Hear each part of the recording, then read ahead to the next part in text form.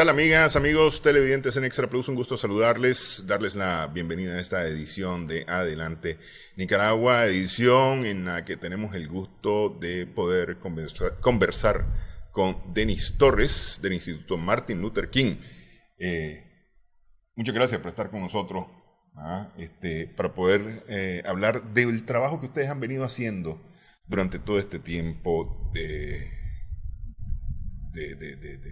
labor del instituto que se ha dedicado especialmente o primordialmente a la promoción de la cultura de paz.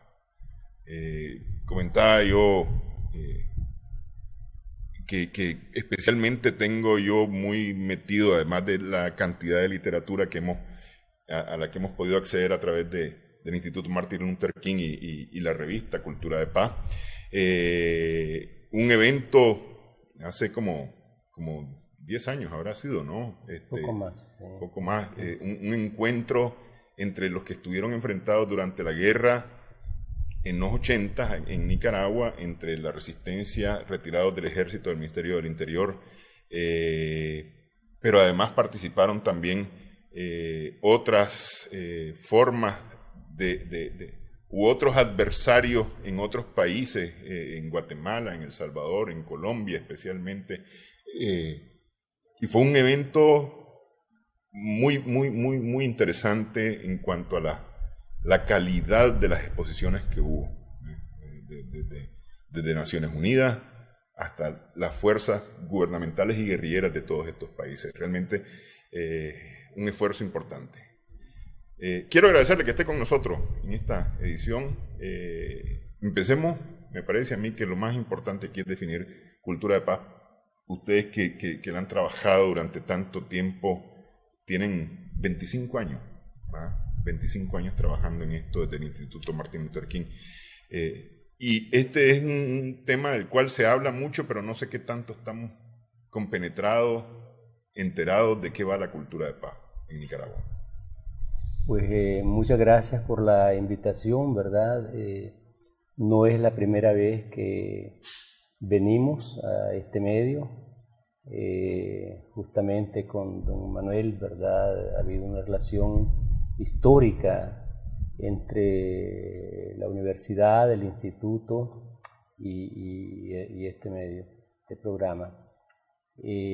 Claro de que en unas circunstancias como las que vive Nicaragua es muy importante todo lo que sea una reflexión en torno al paradigma, filosofía, corriente de pensamiento llamado cultura de paz, porque precisamente las características de la conflictividad en la cual estamos ahorita,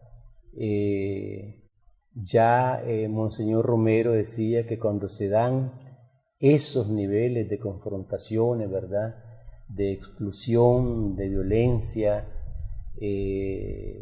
son indicadores urgentes de abordar, ¿no?, estas situaciones desde una perspectiva de la cultura de paz. Y en el caso nuestro, la verdad es que ha sido nuestra historia más lejana desde hace 200 años, que ahora, como hablamos fuera de micrófono, se nos ha agolpado a la sociedad nicaragüense, porque creímos tal vez de que en el 79, en el 90, desarrollaríamos una línea de trabajo, de transformación de mentalidades que nos permitiera hacer de la paz alcanzada una paz duradera, ¿verdad? O de la democracia construyéndose una continuidad, ¿verdad?, hasta lograr un proceso de institucionalización que garantizara esa paz. Se dice que la democracia es la casa de la paz, ¿verdad? Sin embargo, esto no fue así. De repente pasó lo del 18 de abril, y como que se nos agolpó esa historia de 200 años que ha definido nuestras mentalidades, nuestras visiones, nuestras maneras de abordar nuestras diferencias, nuestros antagonismos, nuestras relaciones, ¿verdad? La forma de vernos entre nosotros, de tratarnos, la forma de construir nuestras propias instituciones, etc. Entonces, esa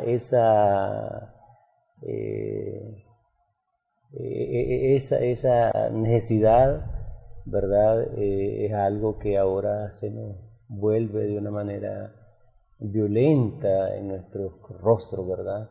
Al ver lo que está pasando. Y bueno, también revela de que la cultura de paz es un paradigma de que solo puede ser construido, desarrollado y sostenido con la participación, ¿verdad? Con el concurso de Estado y sociedad. No es un problema que podamos, por ejemplo, decir que el instituto, 25 años, no es tan fácil, porque son cambios culturales, como vos has mencionado, el cambio de una cultura, de una forma de comportarnos histórica, ¿verdad? De una tradición que se ha hecho. Es decir, en algún momento yo recuerdo que el general Humberto Ortega decía que nuestro pueblo, ¿verdad? Se ha caracterizado por responder con la violencia como un acto reflejo ante cualquier estímulo. Y eso es correcto, porque eso uno lo mira en la vida cotidiana, en el mercado. Si uno toca el tomate y no lo llevas, te llevas una buena zarandeada, ¿verdad? Sí, sí. Y eso a nivel de la política se manifiesta en que nosotros pues no hemos sido capaces de lograr consensos, grandes diálogos que definan un proyecto de sociedad, de nación. Han pasado grandes oportunidades. Yo mencionaba el triunfo del 79, fue la gran oportunidad para sentar las bases de un proyecto nuevo que dejara atrás la historia de dictadura, golpes, violencia, etcétera, en nuestra historia, y que pudiéramos construir, como se decía en la revolución, una sociedad pluralista, de economía mixta, no alineada, etc. No se hizo. La otra oportunidad fue en el 90, ¿verdad? En donde veníamos de una gran conflagración, ¿verdad? Devastadora, y creímos pues que se sentarían las bases de una democracia, un Estado de Derecho, una paz con más aliento, con más sostenibilidad, pero nos sorprende, ¿verdad? Como en nuestra historia, 30 años después, una gran explosión, ¿verdad? Social y política que nos tiene en esta situación, que yo creo de que no sé por qué características este conflicto y el otro. Yo siento que este nos ha golpeado más como sociedad, penetra en nuestros hogares,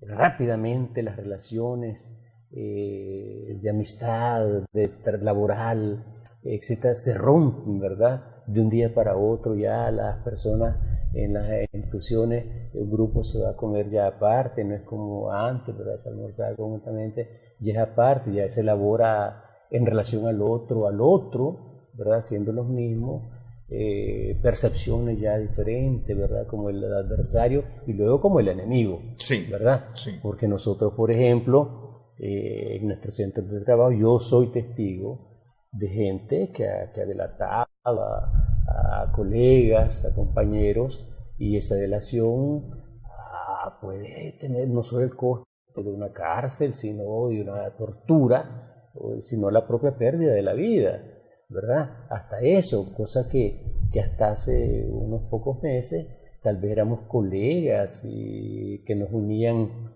nuestros derechos, nuestro trabajo, etc.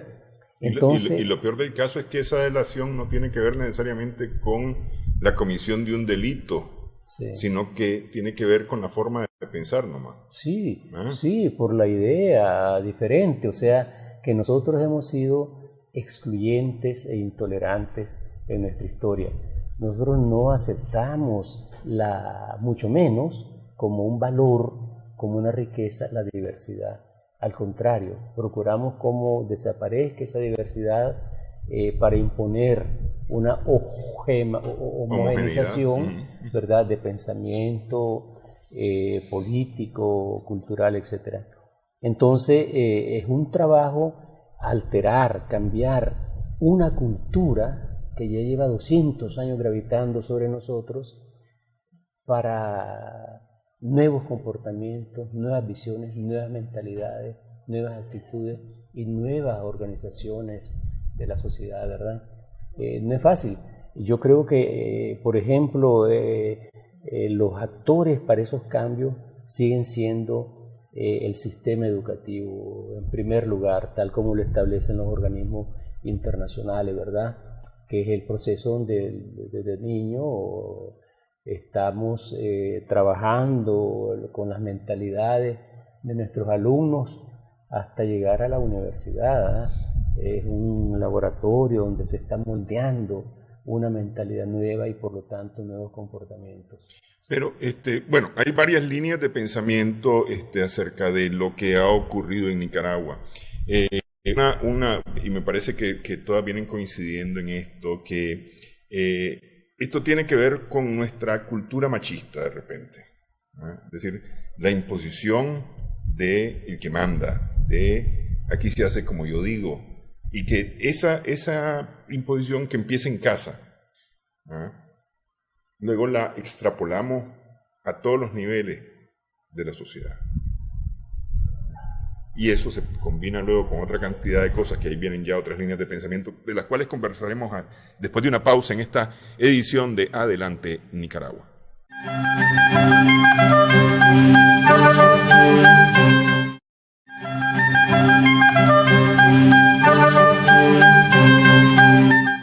Estamos en Adelante Nicaragua, estamos conversando con Denis Torres del Instituto Martin Luther King de la UPOLI. Hay quienes piensan que la violencia que vivimos en general en el país y que se ha manifestado especialmente desde abril en Nicaragua está íntimamente relacionada con el machismo, con la cultura machista que tenemos no solamente en Nicaragua, es decir, prácticamente todo el mundo, pero en Nicaragua se manifiesta especialmente, le decía yo, en las actitudes. Aquí mando yo, aquí se hace como yo digo, aquí esto es así, y luego eso lo vamos traspolando de la casa a los distintos niveles en la sociedad. Bueno, hay una raíz profunda sobre este tema que está en los albores de nuestra sociedad con la llegada de los españoles, ¿verdad?, con la conquista. Que no es absolutamente ajena al problema del machismo. Quienes llegaron acá eran los conquistadores que venían de 8 siglos de guerra contra los moros, 8 siglos.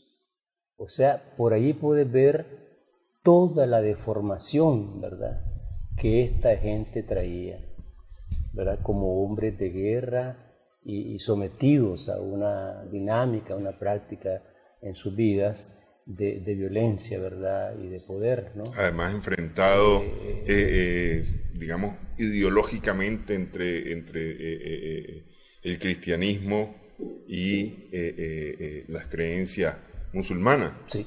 Entonces las raíces profundas de esta realidad de relaciones de poder, ¿verdad?, que es el machismo, se encuentran pues ahí desde nuestras propias génesis, ¿verdad?, como comunidades primeros originarias, ¿verdad?, y luego con la conquista y todo lo que estaba por venir, ¿verdad? Pero creo que pues te había mencionado Así como esta relación está presente en el hogar, ¿verdad? Esta relación patriarcal de poder, también si no se atiende en el sistema educativo, pues esa continúa, ¿verdad? Por eso es muy importante, esto para decir lo siguiente: nosotros hemos enviado a la Asamblea Nacional un proyecto de ley que procura, en primer lugar, colocar a la cultura de paz con rango constitucional. ¿Ya? Y luego ubicarla como fundamento de todo el sistema educativo, desde la primaria, preescolar, secundaria, a la universidad, incluso con su autonomía, la escuela de guerra del ejército, la policía, ¿verdad? Mendoza, la escuela de la policía, Walter Mendoza, etc. Educación técnica. Sí, educación técnica, ¿no? Que puedan, a través de una política general, ¿verdad?, asumir la cultura de paz y de un enfoque que atraviese todos los programas educativos, ¿no? Yo creo de que esas son contribuciones que si se acogen, o si se hubieran acogido, dijéramos, por ejemplo, en los años 90, pues no estuviéramos viviendo de esto, ¿ah? ¿Por qué? Porque los chavalos hoy se han revelado, por ejemplo, lo que ellos han heredado es esa cultura, ¿verdad? También de sus padres y de sus abuelos, que son los que triunfaron en el 79, son los que pelearon en la década de los 80, ¿verdad? Y que heredaron esos grandes traumas de miedo, de revancha, de rencor acumulado, etcétera, en las nuevas generaciones que estallaron bajo otras formas en estos días, ¿verdad? Y a eso le sumaría yo especialmente el reclamo de la generación anterior a esta generación joven de nosotros hicimos y ustedes no están haciendo nada. Y es al revés, es porque la generación anterior tiene que preparar el camino de futuras generaciones, ¿verdad?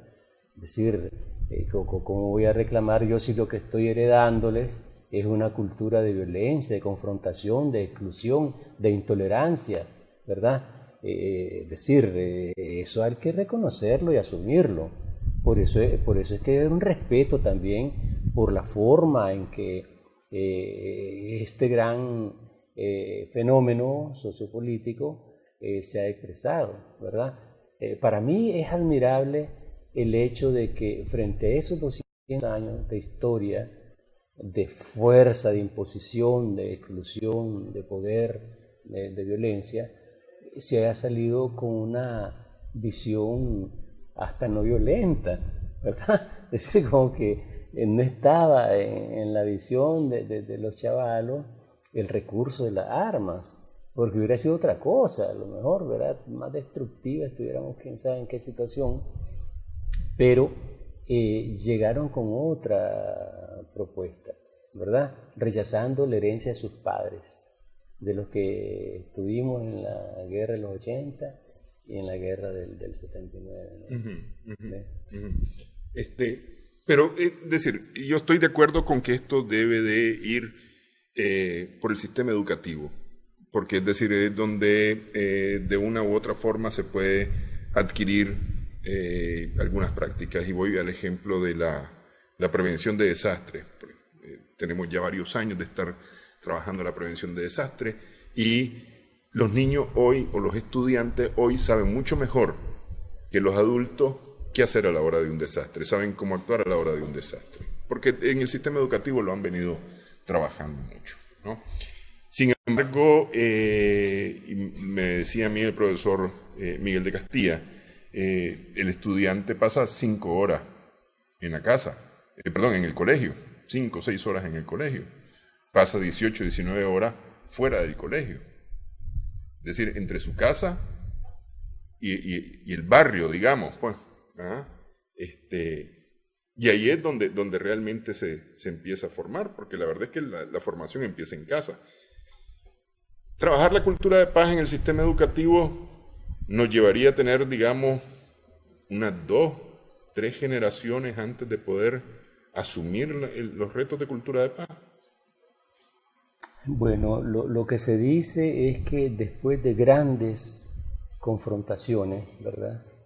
Violentas, de grandes guerras que han escindido profundamente a la sociedad, que la han dividido, que la han polarizado, la han antagonizado. Para los especialistas, los pacifistas, ¿verdad? Los analistas de la paz, se dicen que hasta tienen que pasar hasta 4 y 5 generaciones para que esas heridas, ¿verdad?, profundas puedan realmente cicatrizarse, porque habrá significado allí sí el cimiento de una nueva cultura que aborde, que vea, que trate la conflictividad de otra forma, ¿verdad? Y que pueda vivir los procesos de sanación, ¿verdad?, que son también dificilísimos, ¿verdad? Dicen que la reconciliación es uno de los procesos más casi despreciables, ¿verdad? Porque vos tenés que trabajar con el agresor que causó heridas, ¿verdad?, y transgresiones, ofensas inauditas, muchas de ellas. Entonces podemos ver lo que pasó en Argentina, en Chile, cómo fueron saliendo a luz, lo que pasó con tantos presos que no han sido ubicados, y todo lo que eso causa, por ejemplo, en sus familiares. La ausencia permanente y la nostalgia y esperanza permanente, ¿verdad?, sobre esa ausencia. Ya no digamos las muestras más brutales de tortura, ¿verdad? Entonces, se tiene que lidiar con eso, porque la reconciliación tiene que llegar también al corazón no es la víctima solamente, sino que tiene que ver con el victimario. Es uno de los procesos más complejos, ¿verdad? Más complejo, pero es lo que te lleva verdaderamente a una paz sostenible. Sí. Porque la reconciliación implica perdón. Y el proceso del perdón es el proceso de cambio, de transformación más profundo que se da en el ser humano, y que realmente te garantiza una no repetición, ¿verdad? Pero ese perdón implica que el agresor se arrepienta. Vos no puedes perdonar a alguien que no se ha arrepentido, que va a seguir haciendo la misma crueldad, ¿verdad?, etc. Ese agresor tiene que arrepentirse y mostrar el arrepentimiento. ¿Pero arrepentirse de qué? Arrepentirse del delito cometido. Entonces ahí aflora la verdad, ¿verdad? Fíjate que Desmond Tutu, acordate que sí. Sudáfrica es un paradigma interesante, porque no pasó por la revancha, por el establecimiento de grandes instituciones de justicia que mandaran a la cárcel, por ejemplo, a toda la cúpula del apartheid, etc. No. Culturalmente es otra figura la que ahí se manejó, pero lo que era determinante para la cultura africana, para las comunidades africanas, era el establecimiento de la verdad y el convencimiento que había arrepentimiento. Una vez que eso se daba, la persona hasta podía quedar libre. No mirabas en el pueblo negro africano una actitud de revancha, actitud de venganza, una sed de venganza, no, aún teniendo una historia de esclavitud por detrás, ¿verdad? Entonces, pero sí era necesario, para que se diera ese perdón, la verdad y el arrepentimiento. Yo creo que ahora que hablábamos sobre estos caminos para lograr la reconciliación. Yo creo que en Nicaragua, y esto discrepando y tal vez a riesgo de que sea con todo la academia especialista en estos temas, e incluso con los organismos regionales que están directamente metidos en eso, de verdad, de la OEA, etcétera, aquí en Nicaragua, me parece que debemos de estar abiertos a las formas que nuestra sociedad, verdad, demandará para estos procesos reales de reconciliación, ¿verdad? No es solo los pasos, ¿verdad?, exactos que dieron otras sociedades, tal vez de Occidente, sino obedeciendo a la sensibilidad, al gran sentido de perdón, de justicia de nuestro pueblo. Por ejemplo, vos hablabas sobre esto, cómo se manejó en los primeros años, ponías de ejemplo esa relación que hubo entre fuerzas que se enfrentaron, ¿no? ¿Ves? Que ahora son desmovilizados, algunos tal vez removilizados en esta otra situación, pero hay una serie de rasgos que dicen de que en aquellos casos mucho primó ese sentido de justicia y de perdón de nuestro pueblo, ¿verdad? En donde tal vez no se exigió la creación de algunas instituciones que ahora se están manejando con más claridad como caminos por donde debe seguir estos procesos, ¿verdad? En El Salvador y en Guatemala fueron, por ejemplo, los libros de la verdad, ¿vos te acordás? Sí. Que llevó a Kofi Annan a decir que eran necesarios porque era una catarsis que la sociedad debía vivir para poder experimentar la reconciliación. Me decía que estos son procesos largos, principalmente tras conflicto, pero nosotros llevamos 200 años de conflicto. Es decir, cada tanto tiempo, cada 20, 30 años, llegamos al borde del abismo nuevamente o caemos por el abismo y volvemos a arrancar y volvemos a la misma. Pero, sí. ¿Cómo rompemos ese círculo? Es decir, ¿por dónde venimos a romper ese círculo? Quiero hacer pausa y le quiero agregar a eso un poco de, tal vez, las costumbres prehispánicas, que a lo mejor eso nos ayudan, abonan, ¿no? Hacemos pausa en esta edición en Adelante Nicaragua. Estamos conversando con Denis Torres.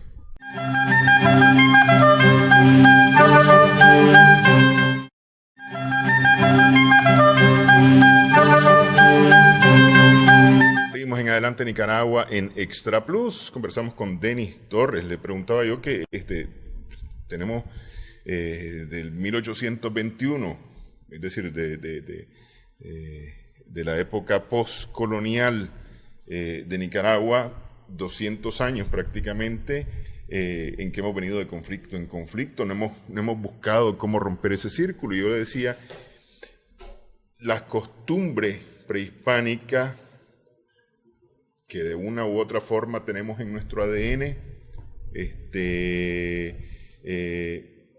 nos muestran que si bien hubo enfrentamientos, digamos, entre grupos poblacionales, lo que más primaba en estas regiones era un acuerdo para la utilización del territorio, ¿ah? Más que el enfrentamiento violento.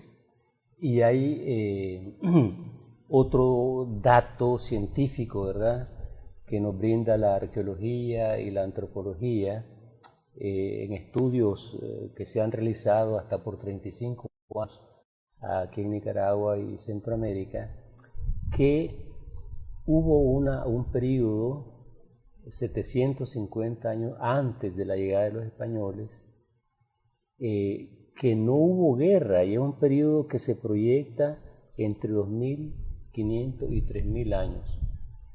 Pero lo que se descubrió es que el régimen social era una forma de matriarcado, en donde la mujer era hegemónica ¿verdad?, en las decisiones, en la organización social que se imprimía a las comunidades. De tal manera que algo tiene que ver el patriarcado, ¿verdad?, con expresión de poder y dominio y de violencia, por lo tanto, con la mujer también, ¿verdad?, y las formas de organización y de paz que lograron garantizar, ¿verdad? Claro, y eso tiene una lógica, me parece a mí, pues, es decir, si uno le busca y rasca un poquito, es decir, el hombre andaba en la cacería, la mujer estaba dedicada a la administración y estaba dedicada a la agricultura, Sí, es decir, sí, garantizar el alimento y así garantizar el orden claro, con lo que había, ¿no? sí. ¿Eh? Ahí hay que escarbar, por eso es que se dice pues que el enfoque de género debe de anidar ante todo en la política, ¿no? Que la mujer está llamada, más que el hombre, en este caso que ha demostrado lo contrario, a asumir decisiones que están más cerca de la paz y se orientan más hacia la paz, ¿no?, que el del hombre. Nosotros en algunas entrevistas que hemos hecho en el marco de una investigación comparativa de Irak, Eritrea y Nicaragua, hubieron algunos hallazgos importantes con los desmovilizados en este sentido, ¿no? Ellos decían de que en la guerra ellos vivieron episodios en donde solo se podía explicar por un toque femenino, decían, así llamaban algunos coroneles, ¿no?, mayores, capitanes, y que era el trato que la mujer combatiente daba al prisionero de guerra, ¿no? Ya sea en los 80 o en la lucha contra la dictadura, que era muy diferente, ¿verdad? Siempre trataba de darles un trato similar al herido, al compañero guerrillero herido también, ¿verdad? Y que eso no se miraba de una manera generalizada. En algunos casos era más bien pasar de la cuenta, ¿no? Sí. ¿Verdad? Sigan adelante y después ya no volvían con ellos.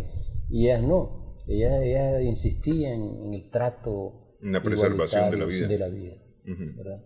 Esos son datos interesantes que uno debe ir tal vez sistematizando, ¿verdad?, para fundamentar este tipo de enfoques, ¿no? Ahora, ¿sería esto darle un enfoque de género a la toma de decisiones en Nicaragua lo que nos ayudaría a romper el círculo vicioso de la violencia? Mira, yo creo de que puede, pues, lógicamente ayudar. No siempre la realidad nos muestra eso, ¿verdad? Porque hubieron jefas de Estado mujeres que vivieron y desarrollaron procesos bélicos en sus países, por ejemplo, la propia Golda Meir en Israel, o Indira Gandhi con Pakistán, ¿verdad? O entre las propias etnias de la India, ¿no?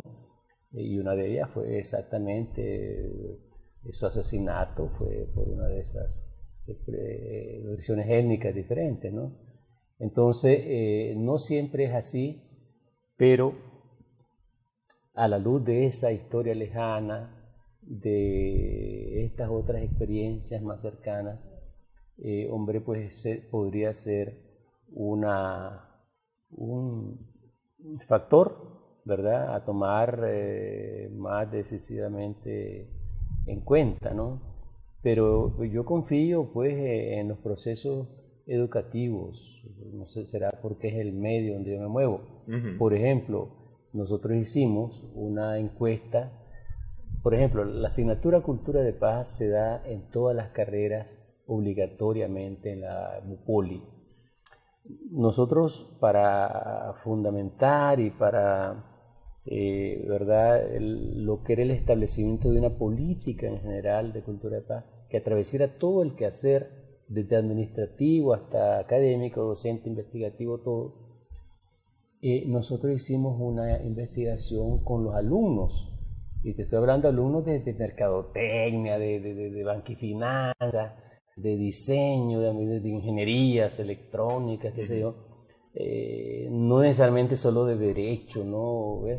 Sino estas otras tipos de disciplinas que uno diría nada tiene que ver con cultura de paz, pero la realidad es que las encuestas revelaban testimonios de los muchachos, por ejemplo, decían: la cultura de paz a mí me ha hecho revalorar la relación con mi novia, ¿ya? El respeto, ¿verdad? Y apoyo a sus derechos como mujer.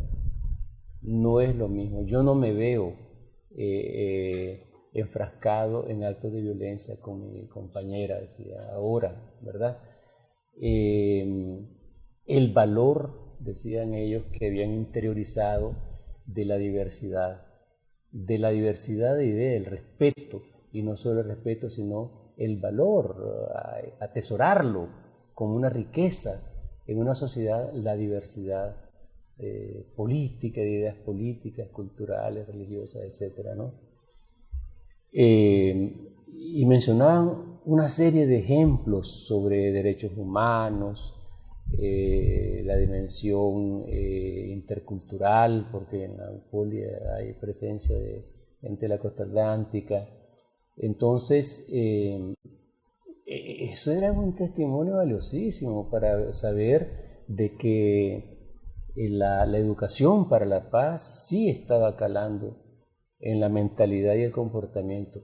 Incluso se discutía cómo eso algunos chavalos los habían llevado al seno de sus hogares, donde, ¿verdad?, es el horno también de una cultura de violencia o de paz, pero también a su comunidad, en las luchas entre pandillas. Ellos intervenían a veces y por el diálogo, por el arreglo, ¿no? Sí. Entonces, para nosotros es valiosísimo eso. Una vez hubo una experiencia brutal, ¿no? Se habían citado dos grandes manifestaciones cuando hubo el problema con las elecciones del 98 o del 2000, donde estaba Montealegre, ¿verdad? Sí.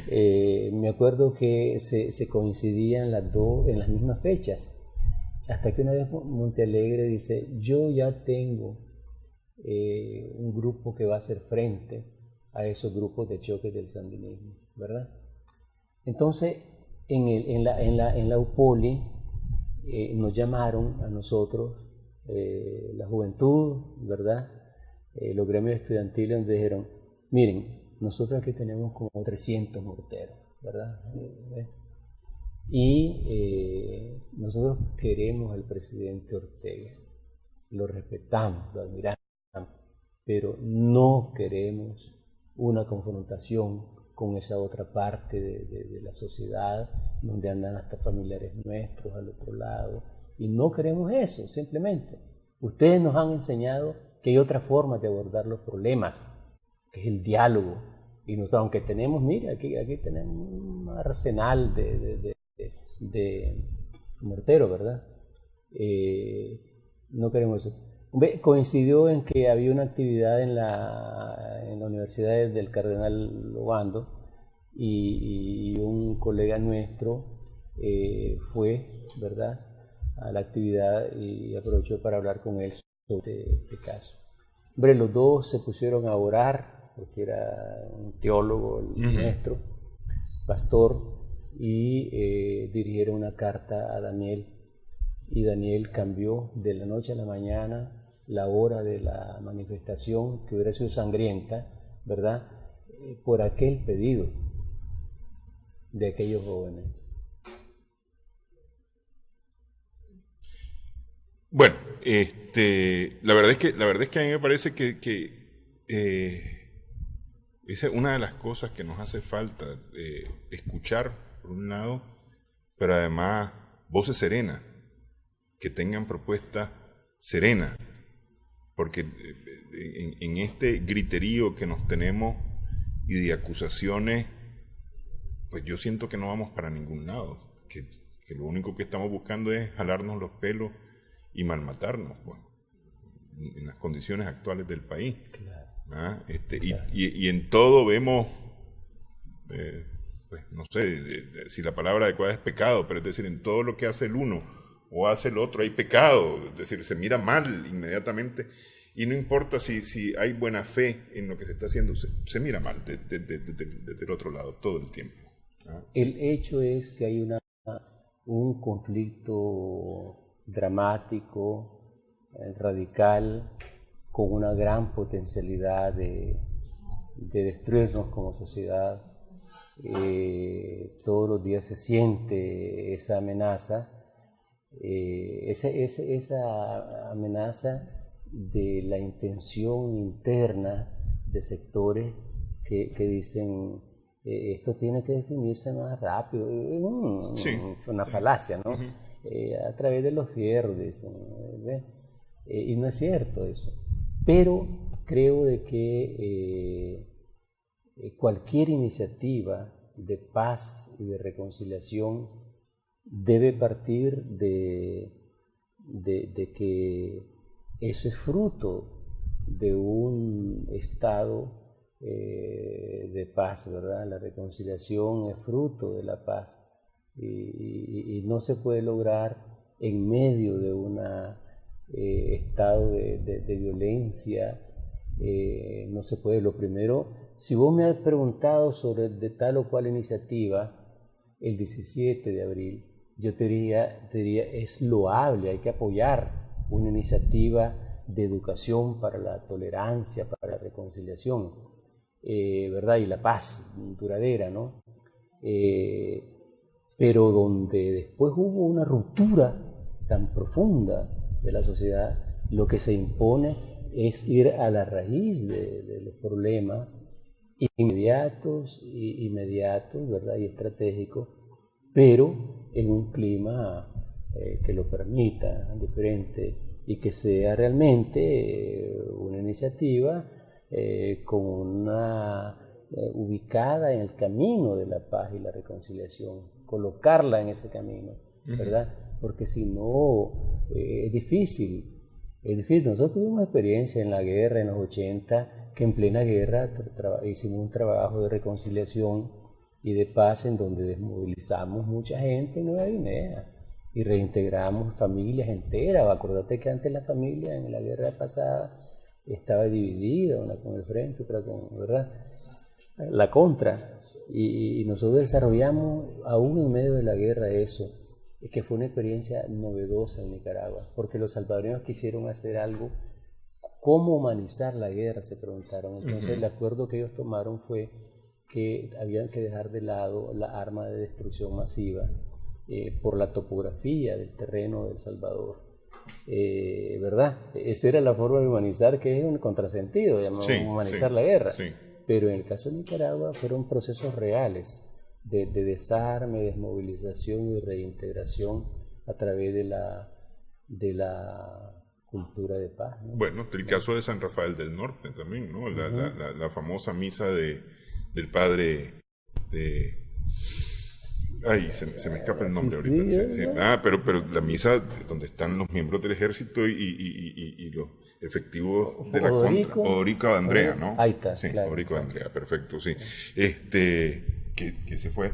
De repente como que ese empujoncito requerimos, ¿no? Yo creo que sí, yo creo que hace falta algún gesto que permita un respiro, una confianza, una esperanza sobre una base un poco más concreta, ¿verdad?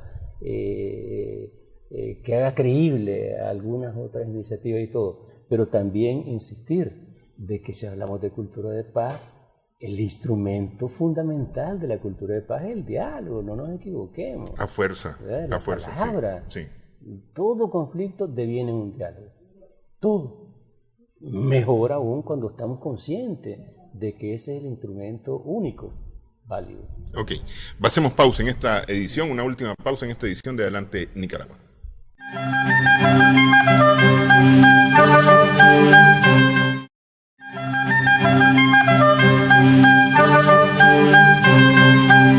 Seguimos en Adelante en Nicaragua en Extra Plus. Estamos conversando con Denis Torres. Diálogo. Y diálogo,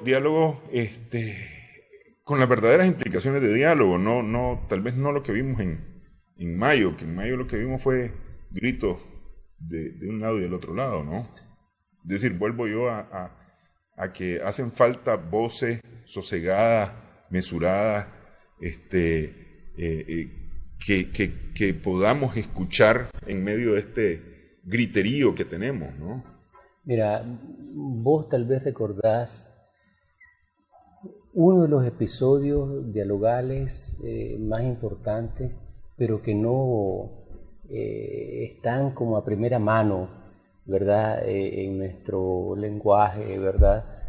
En este marco de negociación, de diálogo, etcétera.